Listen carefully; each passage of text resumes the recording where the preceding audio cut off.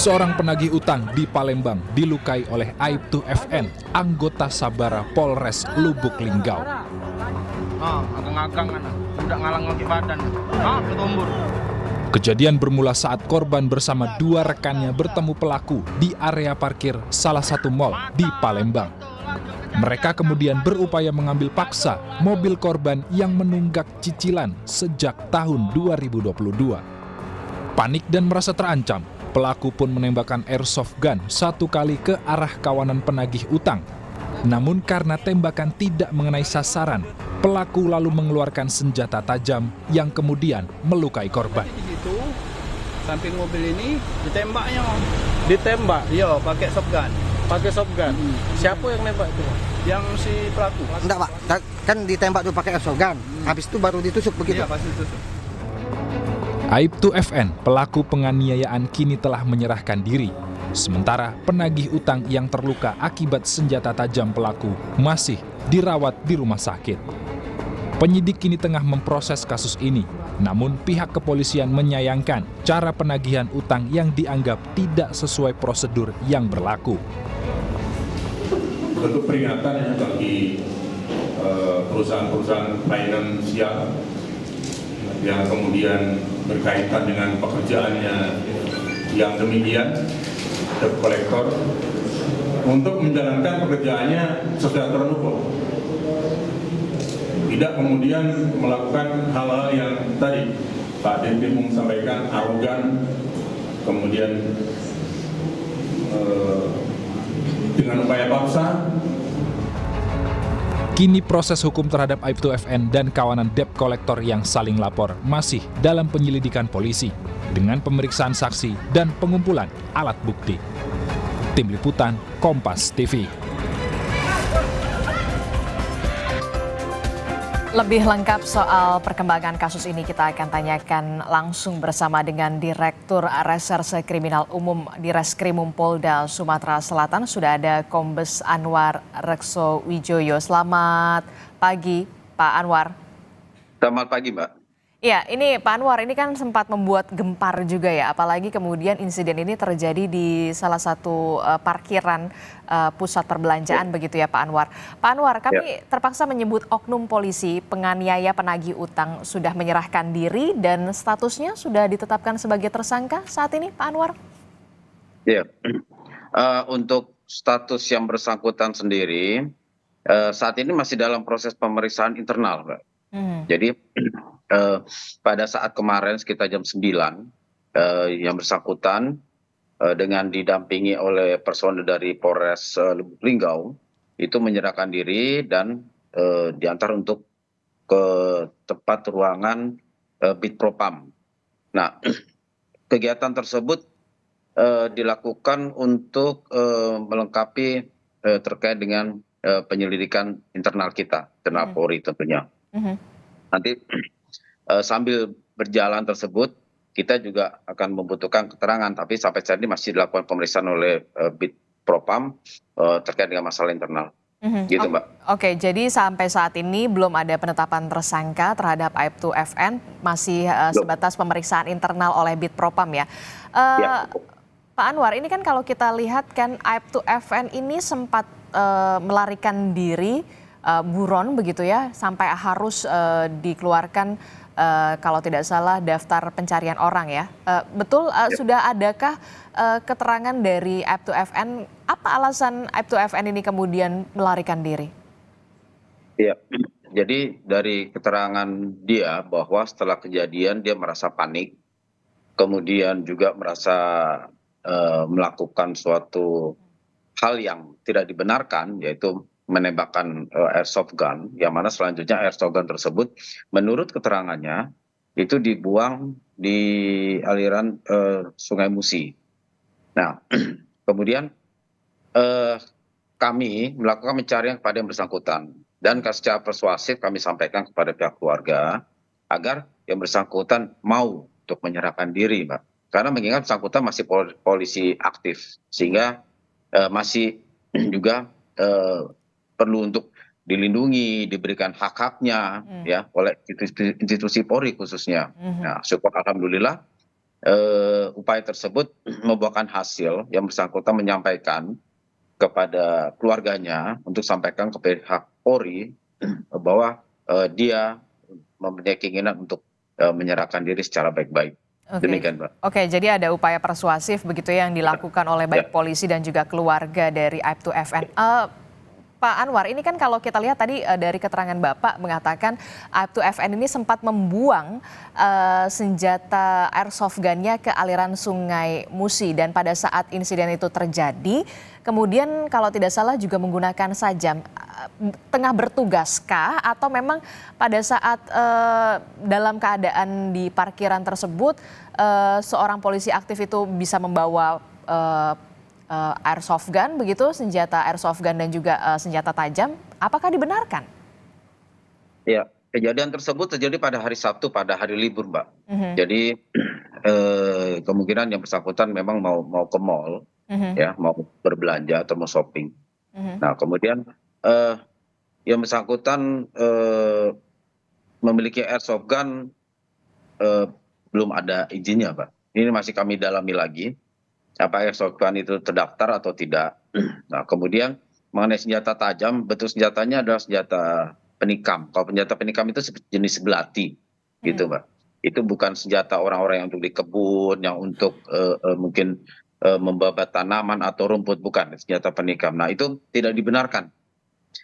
Semua warga negara tidak dibenarkan untuk membawa senjata penikam, apalagi ke tempat umum dipergunakan, apalagi itu lebih salah lagi, gitu, Mbak. Aibtu FN sendiri bertugas di satuan? Satuan Sabara Polres Lubuk Linggau. Dan memang seharusnya tidak membawa senjata airsoft gun dan juga senjata tajam tersebut, apalagi sedang tidak berada dalam tugas begitu ya, Pak Anwar? Tidak ada namanya perlengkapan Polri itu dengan airsoft gun. Yang ada senjata api, dan itu diberikan kewenangan oleh undang-undang. Namun itu juga tergantung dari sisi tugasnya, Pak. Seperti kami reserse kriminal umum. Nah, kami dibekali oleh senjata api yang memang sesuai dengan persyaratan memenuhi syarat untuk memegang senjata api tentunya. Tidak serta-merta langsung diberikan begitu saja. Jadi undang-undang memberikan kepada Polri itu tetap ada batas-batasannya, ada persyaratan-persyaratannya bahwa anggota Polri berhak untuk memegang senjata api yang dipergunakan untuk dalam pelaksanaan tugasnya tentunya, gitu, Mbak. Oke, jadi tidak bentuk airsoft gun. Oke, jadi juga kemudian didalami juga senjata airsoft gun-nya ini didapatkan dari mana, dan tadi juga Pak Anwar juga menyebut tidak berizin begitu ya, Pak Anwar ya? Iya, Pak Anwar, ini juga kami ingin meluruskan dan juga mengklarifikasi. Ini bentuk pembelaan diri dari Aibtu FN terhadap debt collector, karena debt collector itu meminta paksa mobil dari Aibtu FN dengan alasan menunggak cicilan ini selama 2 tahun. Benarkah demikian, Pak Anwar, dari keterangan Aibtu FN? Ya, kalau dari keterangan Aibtu FN bahwa tahun 2022 itu dia beli mobil tersebut dari seseorang dari Jakarta dengan harga 75 juta. Nah, dia tahu bahwa itu masih cicilan. Nah, yang bersangkutan mengakui, ini juga perlu kami dalami dan perlu pembuktian tentunya, Mbak, bahwa dia sudah mencicil selama 3 kali kepada orang tersebut. Kemudian orang tersebut menghilang. Nah, terjadilah macetnya cicilan tersebut sampai dengan 2024. Nah, kemudian dilakukan pada saat yang bersangkutan ke mall, nah ketemu dengan para kelompok debt collector ini.